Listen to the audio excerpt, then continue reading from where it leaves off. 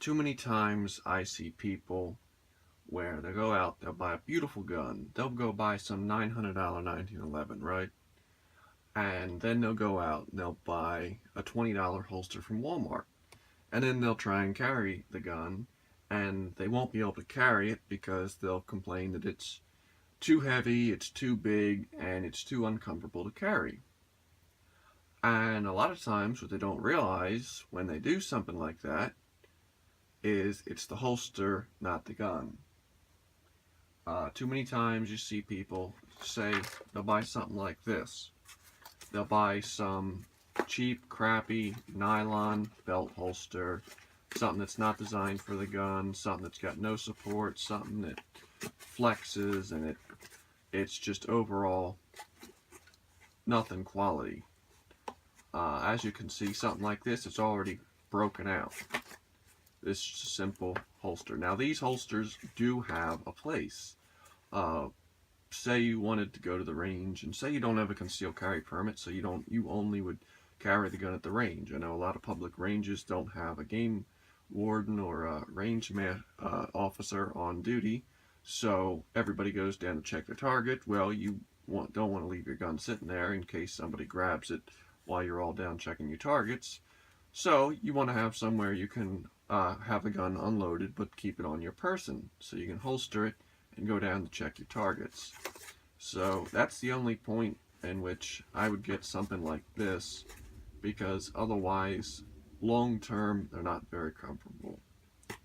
One of the things when looking at holsters is you're going to get what you pay for, but that doesn't necessarily mean that you have to spend a ton of money. You can go get, something made by Galco or DeSantis, and you're going to pay, for something like this, you're going to pay, $40, $50, $60, $70. This is a DeSantis 1911 belt holster, very good holster. Used it for many years, a little bit of wear on it, but it supports the gun real nice, and it's a real good quality holster. Same with this. This is another DeSantis holster for a PPK, very good holster. But with that being said, I also carry holsters like this. This is a Varsity leather shoulder rig for a 6-inch revolver. I actually did a review on it, and this is about half the price of a Galco shoulder holster.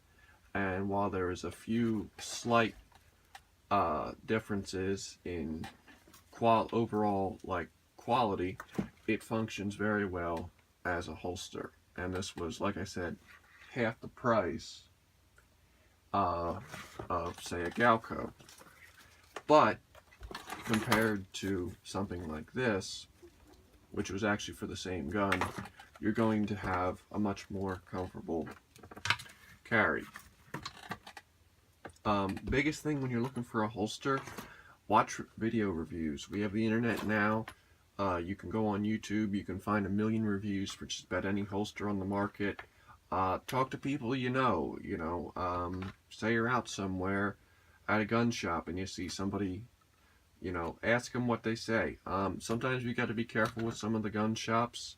Some of the people that run them, they may only carry one particular brand of holster, so they're going to automatically push that brand. Nothing wrong with that. Usually gun shops try and carry better stuff, but I have run into a couple gun shops where they pretty much pick up whatever Walmart carries and they add $5 to the price and call that theirs. Another great thing to do is go places where you can try it on. I know if you go to some of the bigger retailers like Cabela's and whatnot, usually if you walk up to the gun counter with something, they'll let you take it out and put it on briefly and try it on, see how you like it. That's always a big benefit, especially when ordering holsters online. I know a lot of places you can get holsters online a lot cheaper than you can anywhere else, but you don't get to try the stuff on. So if you don't like it, then you're either stuck with it or have to try and return it. So that's always good. Like I said, whether or not you can carry a gun comfortably is very much decided by your holster. I mean, something like this, you know, you see this bends and it flexes, and like I said, this, you know, this goes on your belt and it already broke out. You know, it's all right if you've got nothing else, but you don't want to be carrying this all day long, because by the end of it, you're gonna hate it. Or something like this doesn't bend. Okay, it might flex a little, but it's quality. Especially here, the part where it hangs on your belt, that's all reinforced with stitching, so it doesn't flex. Has a nice thumb brake on it, very easy to snap and open, very good. One of the few places you can get away with a cheap holster, I have noticed, is pocket holsters. Now this is literally a $10 pocket holster from, this is an Uncle Mike's. Does the job just fine. Yeah, I know there's $20, $30 pocket holsters out there. They're made of leather, or they you know, maybe they're a little more formed towards specific guns, but for the most part, this gets the job done, because it's a very simple design. Basically, a pocket holster is just a little tiny sleeve that you're sticking the gun into, and it's going in your pocket. The reason why you can buy it cheap on this is because it's not actually supporting the gun. All it's doing is keeping the gun in your pocket upright, and to some extent keeping dust out of it, which is very nice, because you don't want to pull out and have a gun covered in dust and grit and gets jammed. So that's one of the few instances where you can get away with a cheap holster. Now, with that being said, one of the even more overlooked things, and this I know that almost I see constantly, is people overlook your belt. The key to carrying a larger gun comfortably on your belt is part holster, part belt. Now, here's my standard belt. I wear it, you know, if I'm not carrying, if I'm at work or whatever, here's my standard belt. Now, it works as a belt. That's great. But you'll notice you can bend it in half, you can flex it, you can do whatever you want. Alright? It's a good belt, you know, cheap whatever, Walmart belt, doesn't matter. But imagine you're supporting a gun and it bends, it flexes. The gun belt is gonna twist, and so it's junk. Here's a gun belt. Notice the thickness difference. That belt's about double the thickness, if not more. This is purpose made to have for a gun belt. You notice this doesn't bend as much, and you can't bend it in half. You press down on that, it does not bend in half. This is an Amish made belt. You can get them online, and I know, especially depending upon where you are, they do sell them in stores.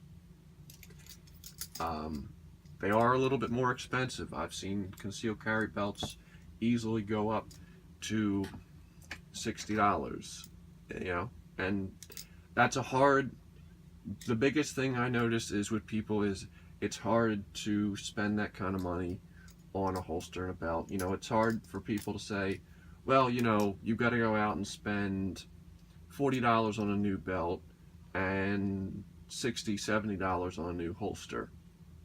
But look at it this way. You just went out and bought, you know, a $700, $800, $1,000 gun.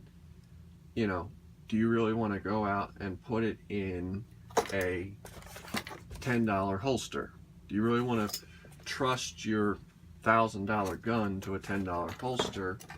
Or maybe you go spend that extra $100 and you get a good belt and you get a good holster, because otherwise, if most times when people do go buy that $1,000 gun and then they buy a $10 holster, they end up not carrying it. I saw someone that they had a beautiful government 1911, right?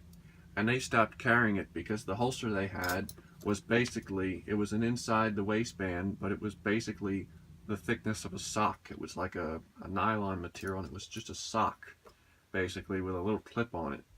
And all it did was dig into their back, and it was terrible. You know, where I have got a combat commander where something like this you can put on your belt and you can wear all day long and you'll forget it's on there. So that's the two biggest things when concealed carrying that people overlook, is they overlook a quality holster and a good belt. Those are the two keys to being able to carry all day long and do it in comfort and safety. As always, if you like the videos, feel free to give a like, and if you want to subscribe, it's always helpful.